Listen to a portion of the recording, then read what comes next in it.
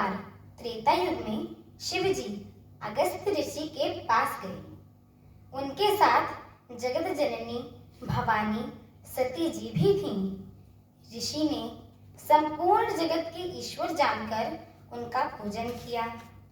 मुनिवर अगस्त जी ने राम कथा विस्तार से कही, जिसको महेश्वर जी ने परम सुख मानकर सुना। फिर ऋषि ने शिव जी से सुंदर हरि भक्ति पूछी और शिव जी ने उनको अधिकारी पाकर भक्ति का निरूपण किया। श्री रघुनाथ जी के गुणों की कथाएं कहते सुनते कुछ दिनों तक शिव जी वहां ही रहे। फिर मुनि जी से विदा मांगकर शिव जी दक्ष कुमारी सती जी के साथ घर कैलाश को चले। उन्हीं दिनों पृथ्वी का भार उतारने के लिए श्री हरि जी ने रघुवंश में अवतार लिया था। वे अविनाशी भगवान उस समय पिता के वचन से राज्य का त्याग करके तपस्वी या साधु वेश में दंडक वन में विचर रहे थे। शिव जी ने हृदय में विचारते जा रहे थे कि भगवान के दर्शन मुझे किस प्रकार हों। प्रभु ने गुप्त रूप से अवतार लिया है, मेरे जाने से सब लोग जान जाएंगे। श्री शंकर जी ने हृदय में इस बात को लेकर बड़ी खलबली उत्पन्न हो गई, परंतु सती जी इस भेद को नहीं जानती थी। तुलसीदास जी कहते हैं कि शिव जी के मन में भेद खुलने का डर था, परंतु दर्शन के लोभ से उनके नेत्र ललचा रहे थे। रावण ने ब्रह्मा जी से अपनी मृत्यु मनुष्य के हाथ से मांगी थी।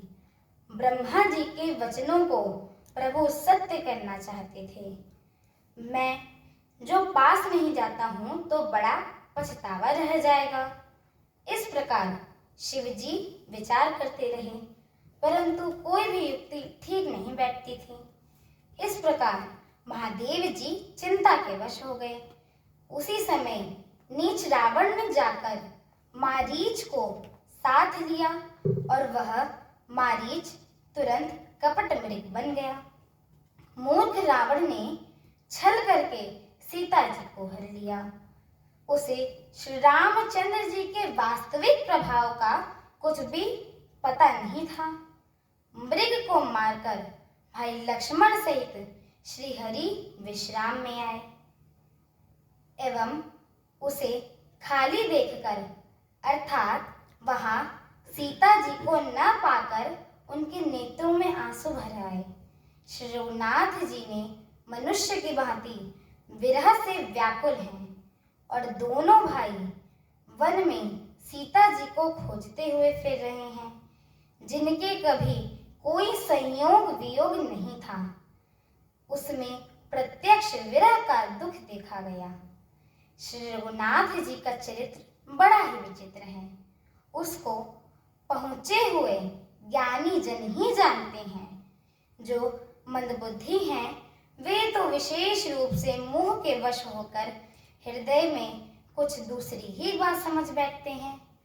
मेरी आगे की कथा सुनने के लिए मेरे चैनल को लाइक, शेयर, सब्सक्राइब एवं कमेंट अवश्य करें। बोलिए सियावर रामचंद्र की जय, पवन सुत हनुमान की जय। जय श्री राम। जय श्री